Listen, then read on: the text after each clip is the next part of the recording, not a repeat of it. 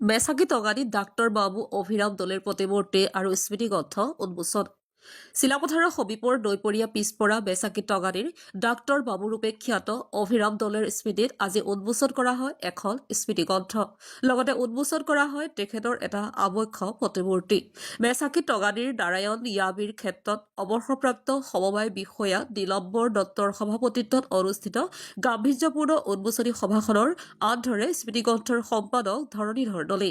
সমূহীয়া প্ৰাৰ্থনাৰ পিছতে অভ্যাগতসকলক সম্বৰ্ধনা জনাই প্ৰয়াত অভিৰাম দলেৰ পুত্ৰ বিক্ৰম দলে আৰু পৰিয়ালবৰ্গই ইয়াৰ পিছতে দলেৰ প্ৰতিমূৰ্তি উন্মোচন কৰে মিচিং স্বায়ত্তশাসিত পৰিষদৰ কাৰ্যবাহী সদস্য জহান দলে অভিৰাম দলেৰ জীৱন আৰু আদৰ্শৰ ওপৰত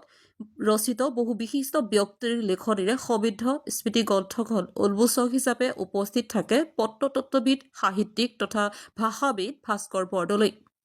1935 চনত জন্মগ্ৰহণ কৰা প্ৰয়াত অভিৰাম দলেই আছিল এজন প্ৰখ্যাত গ্ৰাম্য চিকিৎসক তথা বিশিষ্ট সমাজহিতৈষী চিকিৎসকৰ আনুষ্ঠানিক শিক্ষা নাথাকিলেও সকলো সৰু বৰ ৰোগৰ ওপৰত তেওঁৰ আছিল অগাধ দখল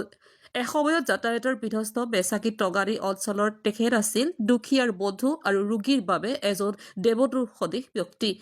দিবানৈশ বুলিবলৈ কথা নাই কাৰোবাৰ কোনো লোকৰ ৰোগত আক্ৰান্ত হোৱাৰ খবৰ পালে পদমৰ্যায় গৈ হলেও আৰ্জিত অভিজ্ঞতা আৰু জ্ঞানেৰে পাৰ্যমানে আগবঢ়াইছিল চিকিৎসা সেৱা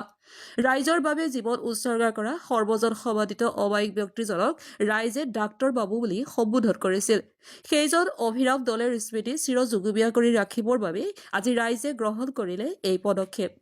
আজিৰ অনুষ্ঠানত মাখন কামাতকুলি বিনোদ দাও চাৰুচন্দ্ৰ দলে শুভকান্ত ৰেগন হেমচন্দ্ৰ মিলি মণিকান্ত কুলি ৰবি গগৈ বলিন বৰগোহাঁই আদিকে ধৰি বহু শিল্পী শিক্ষাবিদ আৰু সমাজকৰ্মী তথা বিশিষ্ট ব্যক্তি উপস্থিত থাকি অনুষ্ঠানৰ শুভাবৰ্ধন কৰে কোনো বিদ্যায়তনিক